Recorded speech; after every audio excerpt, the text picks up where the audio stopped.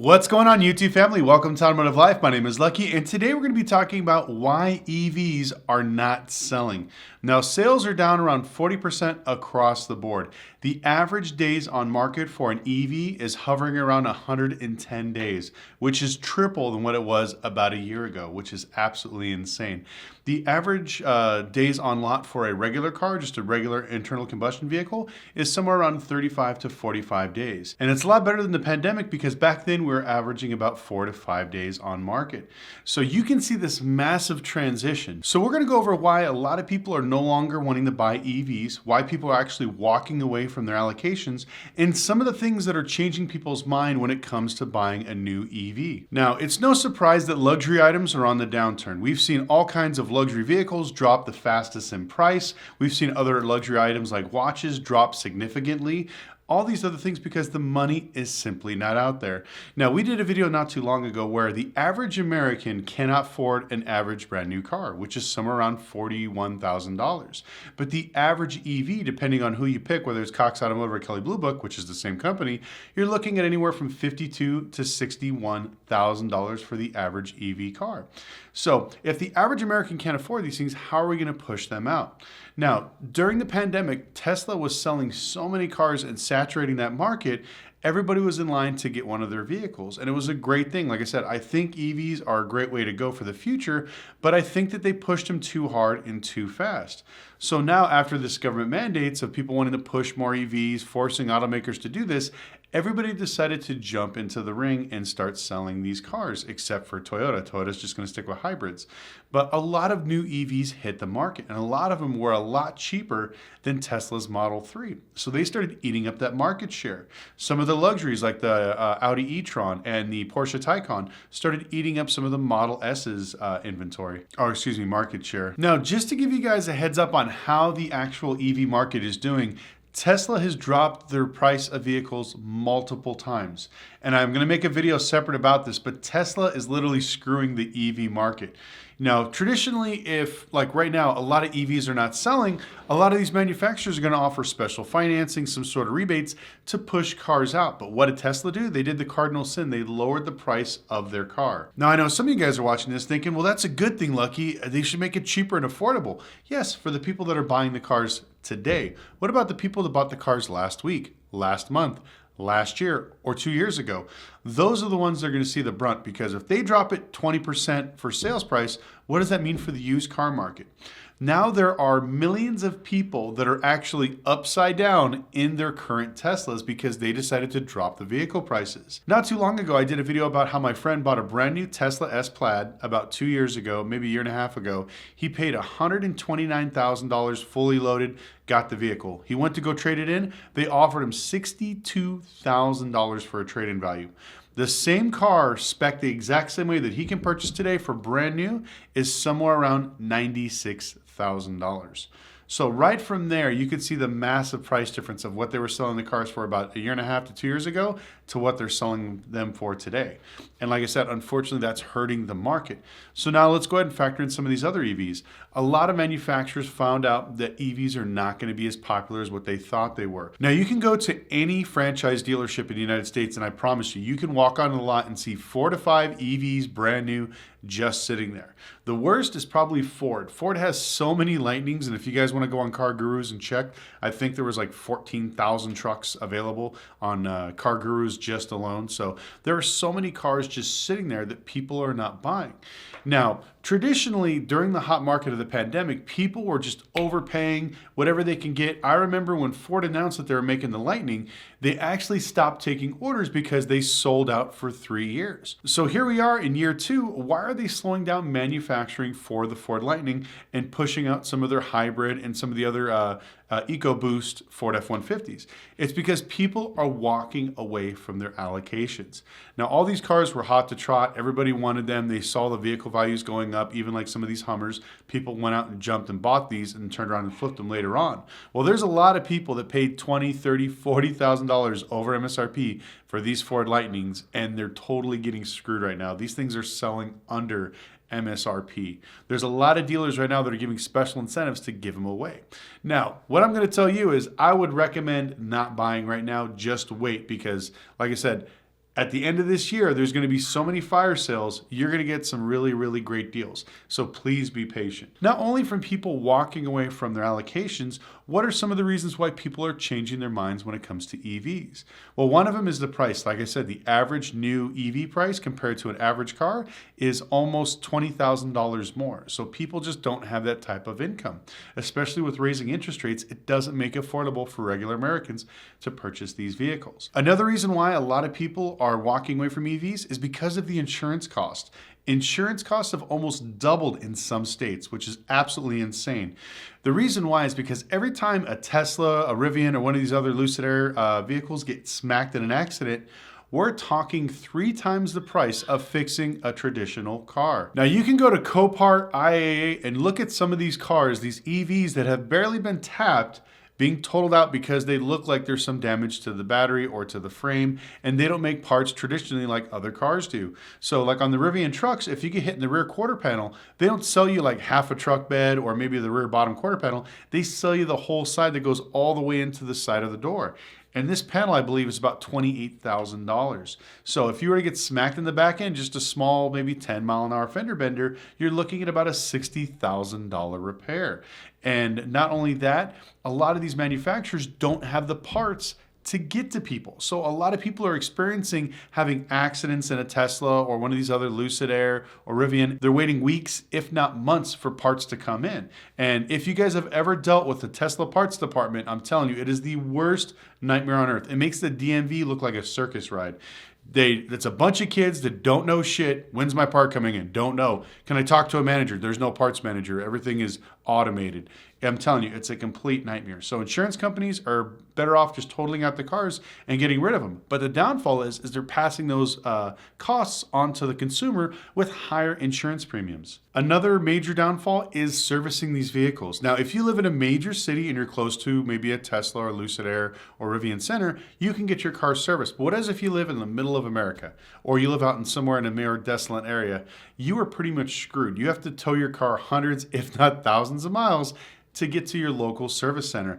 And on top of that, sometimes it could take a month, if not weeks, to get to your car. So these are all the problems that are slowly coming out. You know, the Tesla fanboys are like, it's the greatest thing, you use your app and blah, blah, blah. Now there's so many people bashing Tesla for their service, bashing Lucid Air that can't even get people on the phone, that people are starting to get scared. They don't want to spend $100,000, $150,000 on a vehicle that they can't get simply repaired, that's sometimes sitting in a repair shop for a month. You know, they want something that they could buy, take it to their local dealership, or if not, take it to a local mechanic and at least have them give them an idea of what's currently wrong with their vehicle. Now, another scary trend that's happening with EVs are people are trading them back in for regular internal combustion vehicles. Why is this? A lot of people kept coming up with the exact same thing. They thought it'd be better. They thought the build quality would be better. They thought it'd be a much better car, but they just feel more confident in an internal combustion vehicle. So now we have people that were traditionally EV people, which were a little bit more in the younger demographic that were just really excited about either Teslas or whatever EVs they were going to buy, are starting to bring these things back for something that gives them more range or more reliability. One of the biggest things that people were complaining about was the charging stations. And this is going to ring home to a lot of people here in the United States, especially if you live in California. Now, I was invited for a Ford F-150 test drive in California, and unfortunately, I wasn't able to make it. But another YouTuber named Shmi, I'll leave his video down below, did a drive where they were going from, different places, trying out the vehicle, and they needed to charge it along the way. But one thing they noticed is a lot of the chargers did not work. And out of the 10 chargers, maybe 2 are working, and you're looking at anywhere from 2 to 3 hours for a wait time. And by the time they got there, for some reason, it wouldn't take their credit card. It was extremely complicated to set up the procedure to actually make the system work. So charge the car. Other people, they were actually cutting the cables off the charging stations. One of the people on the test drives actually bricked their car because after driving it around with no electricity, the car just ran out of battery juice and died on the side of the road, and they had to get it towed to a local Ford dealership. Now, we're seeing this all over the United States. I don't know how we're making electric vehicles and we don't have something that'll let you know if there are chargers down in multiple places, if the credit card payments are not working. And there's got to be something easier. Nobody wants to sign up with a bullshit account every single time you got to charge the car. Make it like a gas station. Tap your credit card, pump your gas or plug in your electric vehicle, and then drive away once it figures out how much it's going to charge. All the people I talked to all said the same thing. They absolutely hate charging their vehicles. That's why if you have it in your house, it's an okay thing. But when you go to travel, when you go to events, or maybe you had to do some extra errands or emergency popped up, you're stuck at one of these facilities. Now, just imagine if you had to get out of town right away. I live in Las Vegas. I go to LA all the time on short notice to look at either repos, do some videos for YouTube, or whatever the case may be, go to the Mouse House and go visit Disneyland. But I can hop in my car, and with my Audi R8, which is a V10, I can literally pump, I think, 18 gallons of gas. I can drive from Vegas to LA and the whole day and not have to fill up on gas and have no worries, no problems. But if you had an emergency trip you had to take, there's no emergency. You have to stop. And between Vegas and LA, there's like 3 charging stations, and they're always slammed. And I love driving by them on the weekend because there will be lines, literally not maybe a dozen, we're talking maybe 100 people long, of people going from LA to Vegas and people going from Vegas back to LA. And so there's these charging stations just kind of scattered out there. And like I said, no matter what you do, there's always a line for them. So even if you're in a rush, it's an emergency, you had to capture a last minute flight, or, Lord help you, some medical emergency happens and you need to get there, you are totally screwed when it comes to an EV. And that's another reason why a lot of the people that purchased EVs are starting to give them back. So the thing that they need to figure out is not really, I know the cars are expensive and there's some cool features. They need to figure out the charging situation. That is an absolute shit show.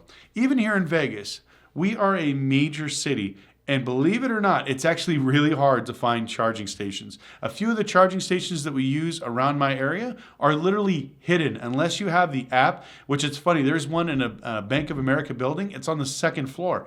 It doesn't say 2nd floor. So people drive up to the Bank of America building, and they always see them. They always drive around. You can see the same Teslas, the same Rivians, and Lucid Airs. They're driving around in circles like, where is this charging station? I don't see it, and they leave. It's upstairs. So they need to do a better way to finding out where to put these things. Gas stations. I had a great idea for here in Vegas, actually putting one of these things at a gas station. So this way, if you're just like everybody else, you want to get some snacks, you want to charge your car real quick, you can do it. I think there's going to be a whole new way to set up almost electric charging stations like gas stations, so this way it can help people feel a little more comfortable. But when it comes to these EVs, that really scares me, because even as a dealer, when I buy these cars and I charge them, I literally have 220 outlets set up in my shop and in my house just for this particular reason, because I refuse to actually charge at a charging station outside, because it's just an absolute nightmare and a pain in the ass. But anyways, I would love to hear your opinions on what you think about the EV market. Have you recently purchased an EV and are enjoying it? Or are you having buyer's remorse? There's a whole video that CSNBC did about buyer's remorse when it comes to electric vehicles. So if you're having remorse, let us know why, what vehicle you picked. If you enjoy your car, let us know which car you bought and the reasons why you enjoy it so much. Like I said, it's not a secret that I don't like EVs, but at the same point, there's got to be some sort of, benefit when it comes to actually switching over. A lot of people say gas and everything else, but if you're keeping a car for 2-3 years and paying an extra $20,000 in sales price, then it's really not saving any money. It's costing you more money. And the cost of these batteries and some of the parts for EVs is absolutely insane, because a lot of these manufacturers will not share their patents or let aftermarket companies make parts for their vehicles. So you're pretty much forced to only use whatever manufacturer comes out with those parts. So like I said, as these electric cars start to age, that's when you see in the news and the headlines, Tesla owner charged $18,000 for a battery, $20,000 for a computer, stuff like this, like just crazy stuff. You can Google it and you can see all these pissed off customers that bought Teslas that are only a few years old that are now stuck trying to figure out how to fix their vehicles. It's a very, very unfortunate thing. Now I'm going to make a video all about the actual service departments and how you actually fix an electric vehicle and the headache it's going to cause. And the downfall is a lot of mechanics and a lot of service shops that I talk to are not setting up electric facilities. They don't even want to touch them. So little by little, there's going to be less and less people that are going to be working on used electric vehicles. You're going to be forced to go to the dealer and pay $200 and something an hour. But it should be interesting. But anyways, like I said, leave a comment down below. Let me know what your thoughts and feelings are of the EV market. Do you love them? Do you hate them? the reasons why you love them, the reasons why you hate them. Also, make sure you check out LoanBridge. If you are a dealer, rental car company, or a bank, we're giving you a 30-day free trial. The link will be down in the description below. It's a software that I personally am invested in as well. We built it with a few other people that are friends of mine. It's a great thing. The market's changing. Become a part of that. Follow us on Instagram at Lucky Lopez. And once again, if you enjoy the content, smash the like button, hit the subscribe button, and we'll see you next time.